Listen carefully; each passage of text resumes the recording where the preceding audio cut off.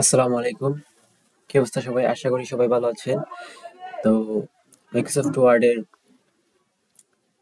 এই টিউটোরিয়ালে আপনাকে স্বাগত। তো আজকে আমরা পড়াশোনা করব ডিজাইন ট্যাব নিয়ে। তো ডিজাইন ট্যাব নিয়ে যেহেতু পড়াশোনা করব, তার জন্য আমরা আজকে আমাদের ডিজাইন ডিজাইন ফাইল একটা খুলে নিব।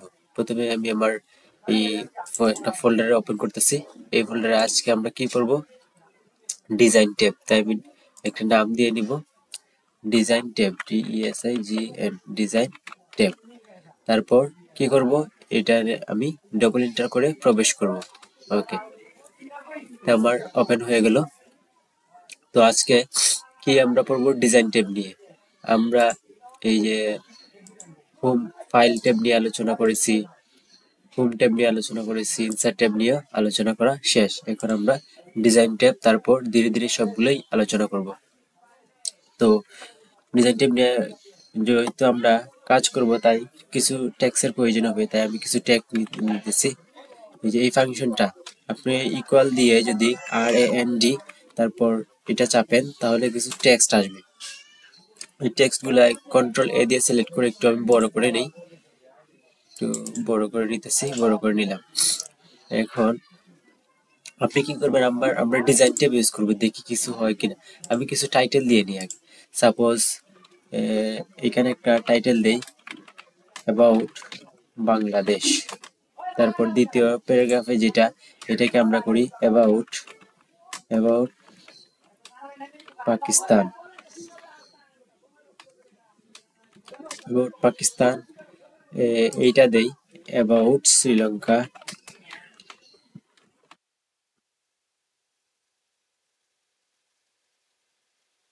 অ্যাবাউট শ্রীলঙ্কা। তারপর লাস্টেরটা দেই, আরো যা আছে কয়টা এরকম নাম দেই, যে এটা দেই অ্যাবাউট অ্যাবাউট আফগানিস্তান।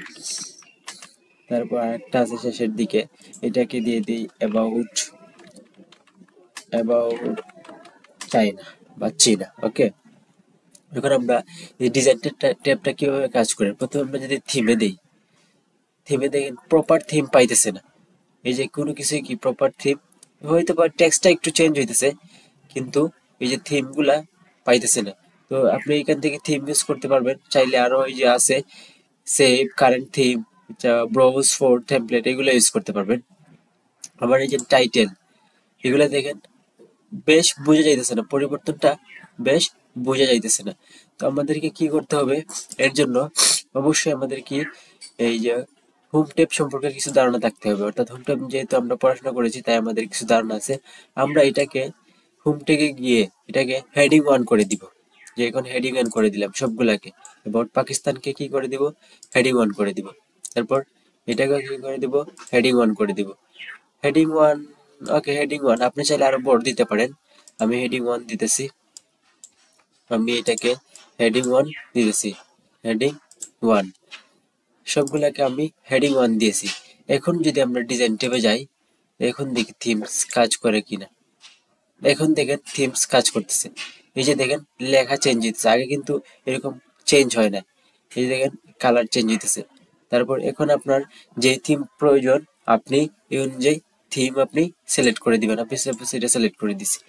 এই তো এখন চাইলে আপনার এই যে টাইটেল, এগুলো চেঞ্জ হবে, এগুলো কি চেঞ্জ হবে, এগুলো সবগুলাই কি চেঞ্জ হবে। কিন্তু আগে কিন্তু এরকম পরিবর্তন হইতো না। তার মানে আমরা বুঝতে পারলাম, যদি আমরা ডিজাইন ট্যাব ইউজ করতে চাই, তাহলে আমাদেরকে অবশ্যই কি হোম ট্যাব থেকে কিছু স্টাইল নিয়ে আসতে হবে। তারপর আপনারা চাইলে এখান থেকে এই যে কালার গুলা চেঞ্জ করতে পারেন। এই যে থিম অনুযায়ী কালার, থিম অনুযায়ী বিভিন্ন কালার আছে। এই যে এখন গ্রে হয়ে গেছে। তারপর আরো বিভিন্ন কালার আছে, এই যে গ্রিন। থিম অনুযায়ী আপনি যে থিম দিবেন, সেই অনুযায়ী এখানে আপনাকে কালার শো করবে। তো আপনি এখান থেকে থিম অনুযায়ী কালার সিলেক্ট করে নিবেন। আফগানিস্তান, ওকে। তারপর এখানে আছে ফন্ট, যে ফন্ট কিরকম চাইতেছেন আপনি। এই যে এটা তো আর ডিফল্ট ক্যালিবারি লাইট। আপনি আপনার ইচ্ছা মতো ফন্ট বা কাস্টম ফন্ট আপনি চাইলে এখানে কি করতে পারেন, অ্যাড করতে পারেন। তো এখানে আমি অন্য একটা ফন্ট চেঞ্জ করি, এরিয়াল দিয়ে দিই। এই যে এরিয়াল দিলে এটা এরকম হবে। তারপর হচ্ছে ডিজাইন ট্যাব, এই যে প্যারাগ্রাফ স্পেসিং, স্পেসিং কতটুকু দরকার আপনার, নো স্পেসিং, এটা কোনো স্পেস নিবে না।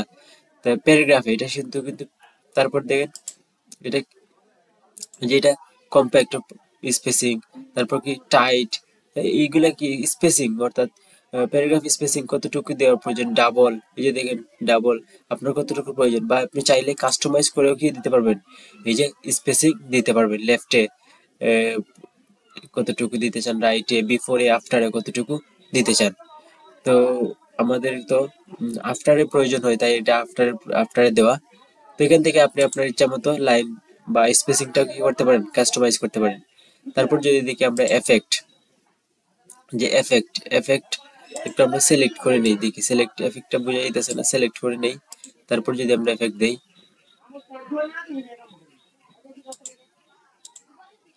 এফেক্টটা কিভাবে কাজ করে দেখা যাক।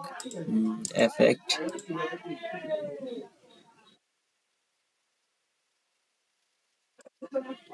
এই যে একটু হালকা আপনার, এই যে এখানে যা যা লেখা আছে, সাপোজ প্রথমটা হচ্ছে কি একটু অফিস, তারপর অফিস সাবটল, এগুলা আপনি একটু দেখে নেবেন, যদিও এগুলা তেমন প্রয়োজন পড়ে না। তারপর হচ্ছে এটা তো সাইটাস ডিফল্ট, এখানে কোনো কাজ নাই। তবে এই যে ডিজাইন থেকে আমরা যেটা সব থেকে বেশি ইউজ করি, এখানে আসলে এগুলা টাইটেল থিমস এগুলো আমরা ইউজ করি না, কালার এখান থেকে ইউজ করি না, ফন্ট আমরা এখান থেকে ইউজ করি না, এই যে স্পেসিং এটাও আমরা এখান থেকে ইউজ করি না। আমরা এখান থেকে সব থেকে যেটা বেশি ইউজ করি এটা হচ্ছে ওয়াটারমার্ক, অর্থাৎ আপনার যে নিজস্ব, আমরা দেখে থাকি, আপনি যদি এই ফাইলটা নাম করেন, অনেকে কি করে আপনার ফাইলটা আহ নিজের নামে চালিয়ে দিতে পারে, তাই আপনি আপনার নাম এখানে দিয়ে দিতে পারেন। সাপোজ আমি দিতেছি যে, আমি কোথায় যাবো, প্রথমে ওয়াটারমার্কে ক্লিক করব, তারপর কাস্টম ওয়াটারমার্ক, তারপর এখানে আমি কি দিব, পিকচার দিতে চাইলে পিকচার, তোমার টেক্সট দিতে চাইলে টেক্সট। আমরা প্রথমে পিকচার দিয়ে দিই, কি হয়, যদি পিকচারে সিলেক্ট করি, এখান থেকে আমাকে একটা পিকচার সিলেক্ট করতে হবে। আপনি চাইলে ব্রাউজ করতে পারেন, অথবা আপনার কম্পিউটার থেকেও কি দিতে পারেন। সাপোজ আমি এই ইমেজটা দিতেছি, দিয়ে অ্যাপ্লাইতে ক্লিক করবেন, দেন ওকেতে ক্লিক করবেন, দেন ক্লোজ করে দিবেন। এখন দেখেন আমার কি চলে আসছে, ব্যাকগ্রাউন্ডে এই ইমেজটা চলে আসছে। ওকে, আমার থিমটা একটু আমি অন্যটা নেই,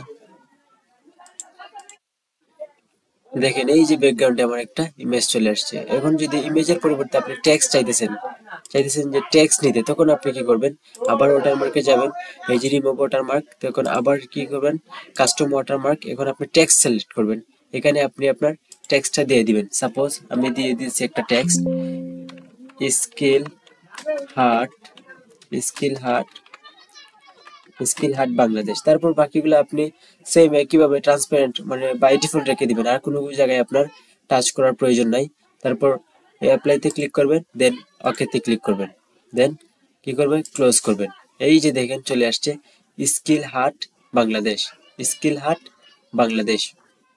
তো তারপর যেটা হচ্ছে যে পেজ কালার, আপনি যদি পেজের কালার দিতে চান, এই যে দেখেন বিভিন্ন কালার এখানে আছে, আপনি চাইলে আপনার ইচ্ছা মতো এখান থেকে আপনি কালার সিলেক্ট করতে পারেন। সাপোজ আমি এই কালারটা দিতেছি, এই যে দেখেন এই কালারটা হেডিং বাসতেছে না আমার, আমি আরেকটা দিয়ে দিই।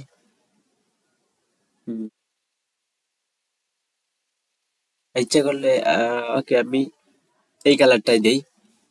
আর আপনি চাইলে ইচ্ছা করলে আপনি আপনার ইচ্ছা মতো কালার দিতে পারবেন, এই যে মোর কালারে গিয়ে আপনি আপনার কাস্টমাইজ কালারও এখান থেকে দিতে পারবেন। আর এখানে হচ্ছে যে নো কালার যদি দিতে চান, তাহলে তো নো কালার। আর এখানে আছে আরো আছে ফিল এফেক্ট, এগুলো দিতে পারেন চাইলে। তবে এই কালার কিন্তু আপনার প্রিন্টের ক্ষেত্রে এই কালারটা আপনার শো করবে না, এটা কিন্তু আমাকে মাথায় রাখতে হবে। আপনি যখন ডিজাইন থেকে পেজের কালার দিবেন, এই পেজের কালার কিন্তু আপনার যখন প্রিন্ট আউট করবেন তখন এটা শো করবে না।